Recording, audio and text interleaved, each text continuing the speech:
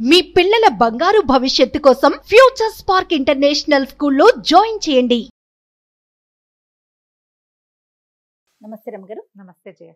రమగారు, సంకటహర చతుర్థి దీని యొక్క విశిష్టత, ఆ రోజు అసలు మనము ఆచరించాల్సిన విధి విధానాలు, ప్రత్యేకమైన పూజలు అందరూ చేసుకోవచ్చా, ఏంటి రమగారు అసలు? ప్రతిసారి మాట్లాడదాం జయ. మనం ప్రతి సంవత్సరం వినాయక చవితి అప్పుడు ఇది చెప్తూ ఉంటాం. సంకటహర చతుర్థి అంటే నెలకి 2 చవితులు వస్తాయి.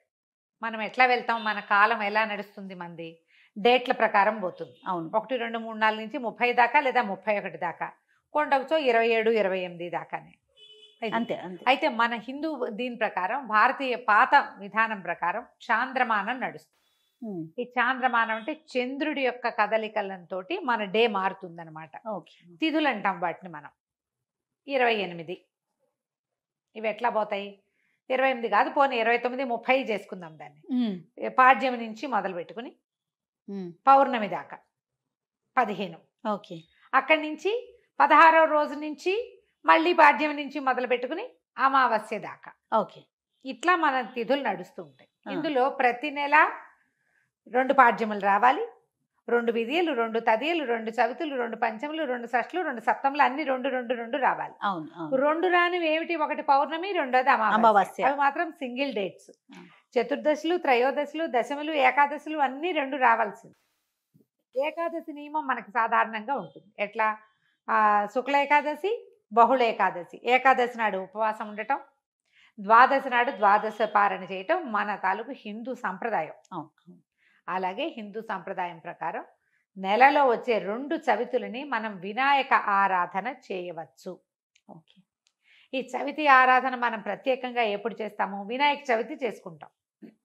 ఒక శుక్ల చవితి సంవత్సరంలో ఒక్కసారి, వినాయక శుద్ధ చవితి నాడు, అది మన భాద్రపద శుద్ధ చవితి నాడు వినాయక వ్రతకల్పం చేసుకుంటాం. వినాయకుడి పుట్టినరోజని, ఆ రోజునే ఆయనకి గణాధిపత్యం లభించిందని, వాళ్ళ ఆయన్ని పూజిస్తే అన్ని విఘ్నాలు తొలగిపోతాయని గణాధ్యక్షుడని ఆయన్ని కొలుచుకుంటాం.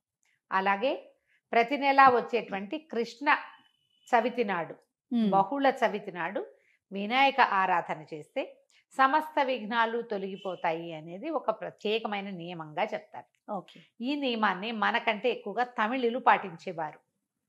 వాళ్ళు ఎక్కువ పాటిస్తారు. మనకి జాతకంలో కేతు ప్రభావం ఎక్కువగా ఉన్నా, ఏ పనైనా మొదలుపెట్టి ఎప్పటికీ అవ్వకపోతున్నా, పిల్లలు చదువుల్లో వెనకపడుతున్నారనిపించిన, దీనికి మన ఇంట్లో ఉండాలి వ్రతము నియమము ఏం లేదు.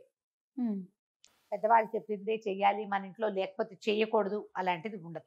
సార్వజనీయమైన వ్యవహారం, ఎవరైనా చేసుకోవచ్చు. మనమే ప్రాబ్లమ్స్లో ఇరుక్కుంటున్నాం. ఏ పనైనా మొదలు పెడితే అవటం లేదు, అన్ని అడ్డంకులే దానికి. ఓకే. వ్యాపారాలకి, చదువులకి, ఇంట్లో ఏదైనా వస్తువులు తరచుగా పాడైపోవటం, ఇది కూడా జ్ఞాపకం పెట్టుకోండి. మిక్సీ రిపేర్ చేయిస్తావు, వెట్ గ్రైండర్ పడుకుంటుంది. దానికి ఏదో చేయిస్తావు, వాషింగ్ మెషిన్ ప్రాబ్లం వస్తుంది, అది అయిపోయింది, సూయింగ్ మెషిన్ పడుకుంటుంది. ఇట్లా రిపేర్లు చేస్తూ ఉన్న వాళ్ళు ఉంటారు చూడు. నేను కూడా ఉన్నా ఆ లిస్ట్ లో. అవునండి. నేను ఒకటి రిపేర్ చేస్తే ఇంకోటి వస్తుంది. ఒకటి మొదలు పెడితే పాపం లిస్ట్ వస్తుంది, వస్తూనే ఉంటుంది. మా వాళ్ళ ఇంట్లో ఎక్కిరిస్తున్నారు, ఒకటి రిపేర్ చేయకుండా ఉంచుకుంటే అది ఒకటే ఉంటుంది నీకని. అట్లా ఒకటి వస్తుంది. ఏమీ లేవనుకో, మెళ్ళ పెట్టుకుంటే నల్ల పసలు కొలిసేని టిక్కని విరుగుతుంది, ఆ పస విరిగిపోతుంది. నిజంగా నిజం రవి గారు. చెవిదుద్దులు శీలలు విరిగిపోతాయి. కొంతమంది జాతకాలు ఉంటాయి చూడండి, ఒక వరుసగా వస్తాయి, ఆగితే మళ్ళీ ఆగిపోతాయి. 2 సార్లు 2 బంగారపు వస్తువులు అయినాయి. ఓ వారం ఏమో ఒక 15 రోజుల్లో ఒక మొదటి ఫోర్ట్ నైట్ లో చెవిదుద్దు శీల బిళ్ళ విరిగి చేతిలోకి వచ్చింది, పొల్లేమో ఆ గొట్టంలో ఉండిపోయింది. ఇదేమిట్రా ఇలా అయింది, దీన్ని చేయించాలి అనుకుంటున్నా. సరిగ్గా 15 days తిరగంగానే చిన్న గొలుసు ఒకటి పెట్టుకుంటానని నేను, హుక్ దగ్గర విరిగింది. దాన్ని రిపేర్ చేయించా, చెవిది ఈ గొలుసు విరిగింది. గొలుసు ఇంకా రిపేర్ చేయించలేదు, ఉంచారు. మళ్ళీ ఇంకోటి వస్తుందని. నెక్లెస్లు అవి లింకులు ఊడిపోతే ఏం చేస్తాను, అలా అనిపిస్తుంది నాకు. ఇలాంటి వాళ్ళు వీళ్ళందరూ సంకటహర చతుర్థి చేసుకోవచ్చు. సంకటహర చతుర్థి చేసుకుంటే బిజినెస్లో ఇబ్బందులు, చదువుల్లో ఇబ్బందులు, చిన్న చిన్న ప్రమాదాలు, ఇళ్లలో ఏ పని అనుకున్నా అవకపోటాలు, వీటన్నిటికీ సమాధానంగా ఉంటుంది. జాతకాల్లో అయితే మాత్రం కేతువు తాలూకు ప్రభావం ఉన్నప్పుడు, కేతువుతోటి ఇబ్బందులు పడుతున్నప్పుడు, గ్రహస్థితుల్లో కేతు ఉన్నప్పుడు కూడా మనం ఇది చేయమని చెప్తారు. ఏదైనా ఇంటి ప్రయత్నం చేస్తున్నప్పుడు ఆగిపోతుంది, అప్పుడు కొన్ని వారాలు మొక్కుకుని మనం కొన్ని నెలల పాటు చవితులు చేసుకోవచ్చు. ఈ చవితి చేసుకోవడానికి పెద్ద విశేషమైన చేత ఏమీ లేదు. సింపుల్ వినాయక పూజ. ఓకే. దీనికల్లా పగలు ఉపవాసం, చుక్కలు కనపడ్డాక భోజనం. ఆ చుక్కలు కనపడ్డాక ఉండ్రాళ్ళు కుడుములు చేసి బియ్యపు రవ్వతోటి చేస్తాం కదా. అవో మీ ఇళ్లలో ఎలాంటి అలవాట్లు ఉంటే పాలతాకలే పెడతాం వినాయకుడికి అని మీకు అలవాటు అనుకో, పాలతాకలు పెట్టండి. మన అలవాటు ప్రకారం పెట్టుకోవచ్చు. కుడుములో ఉండ్రాళ్ళు ఆయనకి నివేదన చేసి నమస్కారం చేసుకుని చంద్రుని చూసి అన్నం తినేసేయచ్చు. పగలు ఉపవాసం ఉండే సంకష్టి అంటారు. మహారాష్ట్రియన్స్ కన్నడిగులు బాగా చేస్తారే, బాగా ఎక్కువ ఉంటారు. మన వైపు తక్కువ, కానీ మన వైపు ఇప్పుడు కనపడుతున్నారు బాగా. నాకు కూడా అలవాటు ఉంది, మేము చేస్తాం. అంటే కమ్యూనిటీ వైజ్ గా చేస్తారా రమ్మగారు? అలా ఏం ఉండదమ్మా, అలా ఏం ఎవరైనా చేసి. ఇది ఓ పెద్ద పూజా హడావిడి ఏం లేదు కదా. అది ఏకాదశిలానే, ఏకాదశి లాగానే, కాకపోతే మనం వినాయకుడికి కొలుస్తాం. ఇది సంకటహార చతుర్థి. మనకి కష్టాలు ఇబ్బందులు ఉన్నప్పుడు రుణ విమోచన గణపతి స్తోత్రం అని ఒక ప్రత్యేక స్తోత్రం ఉంది. ప్రణమ్య శిరసాదేవం గౌరీపుత్రం వినాయకం ఇలా స్టార్ట్ అవుతుంది. ఆ స్తోత్రం చదువుకోవచ్చు. అబ్బాయి అవేవి రావండి. సుముఖశ్రీగదంత్య కపిలో గజకర్ణికః మనకు వచ్చు కదా, అంతే. ద్వాదశ నామాలు అవి చదువుకోండి. వినాయకుడికి కొంచెం గరిక వాకిట్లో ఎక్కడైనా పెరళ్లలో ఉన్న బాల్కనీ కుండీల్లో ఉంటే గరికని పెక్కకుండా ఉంచుతా నేను. ఆ వినాయకుడికి పెట్టుకోవచ్చు అని చెప్పి బుధవారం నాడు పెట్టచ్చులే అని.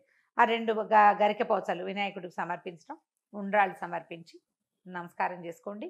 ఇది చాలా మంచిది. మరి పసుపుతోటి వినాయకుడిని చెయ్యాలి అదేదో సిద్ధాంతంగా చెయ్యొద్దమ్మా. ఎంత సింపుల్గా అయినా చేసుకోవచ్చు. సాయంకాలం సమీపంలో ఉన్న ఏ దేవాలయంలోనే గణపతి చతుర్థులు చేస్తారు. అన్ని చోట్ల వినాయక ప్రతిష్ట ఉన్న ప్రతి చోట సంకటహర చతుర్థి పూజ చేస్తారు. వెళ్ళి గుళ్ళో పూజ చేయించుకోండి, హాయిగా ఇంటికి వచ్చి భోజనం చేయండి, అంతే. కుడుములు ఏమైనా ఉండి మీ గుళ్ళో వాళ్ళు ఒప్పుకుంటే, ఆ దేవాలయం పద్ధతిని బట్టి కదా, ఒప్పుకుంటే మీరే కుడుములు తీసుకెళ్ళి స్వామివారికి అక్కడ నివేదన చేసి అందరికీ ప్రసాదం పంచిపెట్టండి. వినాయకుడికి వచ్చిన బెల్లం ముక్క నివేదన పెట్టడం ఒక అలవాటుగా చేసుకోండి. మనకి ఇలాంటి సమస్యలు ఉంటే కనుక తప్పకుండా కొంచెం బెల్లం నివేదన పెట్టడం, వినాయకుడి కోసం ఒక దీపారాధన చేయటం, దీపం పెట్టుకోవటం, దీపం పెట్టగానే వినాయకుడికి సంబంధించిన శ్లోకం చదువుకోవటం, ఓ బెల్లం ముక్క ఖచ్చితంగా నువ్వు పళ్ళు పెట్టు పాలు పెట్టు అవి ఏమైనా పెట్టుకో, వినాయకుడికి బెల్లం ముక్క పెట్టాలి. ఇలా నివేదన పెడితే మనకి చాలా సమస్యలు తీరుతాయి. ఇప్పుడు నవంబర్ 1 వచ్చినట్టుంది. అవునండి, అంతేనా? అవును. ఆ ప్రతి నెల చూసుకోండి, క్యాలెండర్లో ఉంటుంది. మీరు ఈజీ మెథడ్ ఏంటి, క్యాలెండర్లో నోట్ చేసి పెట్టుకోండి. ఇందులో మళ్ళీ ఒక స్పెషల్ ఉంది. మంగళవారాలు గనక ఈ చతుర్థి వస్తే చాలా విశేషం. అంగారక చతుర్థి అంటారు దాన్ని. అది చాలా విశేషమైంది. అది ఎక్కువ సమస్యలు తీరుస్తుంది, ఇంకా ప్రాబ్లమ్స్ తీరుస్తుంది. దీనివల్ల బ్రహ్మాండం బదలైపోయి వారికి ఏదో వస్తుందని కాదు, కొన్ని జాతకపరమైన సమస్యలు తీరుతాయి. ఏ పనులు కానప్పుడు మనకు ఒక శాంతిగా ఉంటుంది. చికాకు తగ్గినా చాలు కదా అమ్మగారు, ఏదో వచ్చి మీద పడక్కర్లేదు. జస్ట్ మనకు ఉన్న ఆ చికాకు, ఆ బాధ, మనసు శాంతిగా ఉంటే అదే చాలు, అదే చాలు. అంతకంటే ఆటోమేటిక్ గా సమస్యలు పరిష్కారం అవుతాయి. అవును, అలా చేసుకోవచ్చు. మంగళవారం చతుర్థి వచ్చింది అనుకో, ఇంకా కంఫర్టబుల్గా ఉంటుంది. ఒక 40 చేయొచ్చు, ఇవి 40 చేయొచ్చు, 21 చేయొచ్చు, 5 నేను 7 లెక్క పెట్టుకుని కూడా చేస్తా. చేయ ప్రతి నెల సంకటహర చతుర్థి నాడు పొద్దున్నే మా అక్కయ్య నేను ఒకళ్ళు గుర్తు చేసుకుంటాం ఇవాళ చతుర్థి అని. ఓకే, జ్ఞాపకం చేసుకుని మా ఇద్దరికి అలవాటు ఉంది. నాకు కొంచెం వినాయక ఇవి కూడా ఎక్కువ కదా, ఎక్కువ శ్లోకాలు చదువుకుంటాను నేను. చిన్నప్పుడు చదువుకున్న తొండమున ఏకదంతమును కూడా చదువుతారు రోజు నేను. నాకు అది అలవాటు. ఎవరి అలవాట్లు వాళ్ళవి కదా, మీరు అలవాటు చేసుకోండి. ఏదైనా ఇలాంటి సమస్యలు ఉన్నప్పుడు ఇట్లా చేసుకోవచ్చు. ఇది కొన్నాళ్ళు చేసి మానేయచ్చా లాంటి ప్రశ్నలు వస్తాయి ఎంతసేపు. కొన్ని వారాలు నియమంగా పెట్టుకోండి, కొన్ని నెలలు, ప్రతి నెల సంకటహర చతుర్థి చేయాలి. 2 సార్లు సంవత్సరం 2 సార్లు వస్తుంది కదా. మీరు కృష్ణ చతుర్థి మామూలు చతుర్థి కూడా చేసుకోవచ్చు. లేదా నేను సంకష్టే చేస్తాను అంటే కనుక సంకష్టులు మాత్రమే చేసుకోవచ్చు, సంకటహర చతుర్థి మాత్రమే చేసుకోవచ్చు. ప్రతి నెల చేస్తే ఇప్పుడు సంవత్సరం చేద్దామని మొక్కున్నాం అనుకోండి, 12 అవుతాయి. ఒకవేళ మధ్యలో ఒక నెల పీరియడ్ వచ్చింది, ఆడవాళ్ళకి సమస్యలు వస్తాయి, ఇంకోసారి మళ్ళీ మొదలు పెట్టక్కర్లేదమ్మా, కంటిన్యూ చేసుకోవచ్చు. దీనికి మీరు ఈజీ మెథడ్ ఏంటంటే, ఇప్పుడు స్మార్ట్ ఫోన్లు వచ్చినాయి కాబట్టి స్మార్ట్ ఫోన్లో చూసుకుని పెట్టుకోండి డేట్లు. నేనైతే క్యాలెండర్లో రౌండ్ ఆఫ్ చేసి పెట్టుకుంటా ఇవాళ చతుర్థి అని. వాళ్ళు కూడా ఎర్ర వినాయకుడు బొమ్మ వేస్తుంటారు, అక్కడ వినాయకుడు బొమ్మ కనపడుతుంది, టీటీడీ వాళ్ళ దాంట్లో కనిపిస్తూ ఉంటుంది. సో గుర్తుపెట్టుకుని ఆ రోజున మీరు చేయవలసింది ఏంటి, వినాయకుడికి సంబంధించిన స్తోత్రం చదువుకోవటం, గరిక 2 గరిక పోచలు తెచ్చి వినాయకుడికి సమర్పించడం, కొంచెం కుడుములో ఏవైనా నివేదన చేయటం, పగలు ఉపవసించి చంద్రుడు కనపడ్డాక దండం పెట్టుకుని భోజనం చేయటం చేసి చూడండి. మీకు చాలా ఇబ్బందులు తొలుగుతాయి. పెద్ద విశేషంగా ఏదో మాత్రం కాదు, మంచిది. మీకు ప్రధానమైనది ఏంటంటే ఇబ్బందులు తొలుగుతున్నట్టు కనపడుతుంది కానీ. అది రైట్ అమ్మగారు. నమస్తే. నమస్తే జీ. సుమన్ టీవీలో మీ పర్సనల్ అండ్ బిజినెస్ ప్రమోషన్స్ కోసం కింది నెంబర్కి కాంటాక్ట్ చేయండి.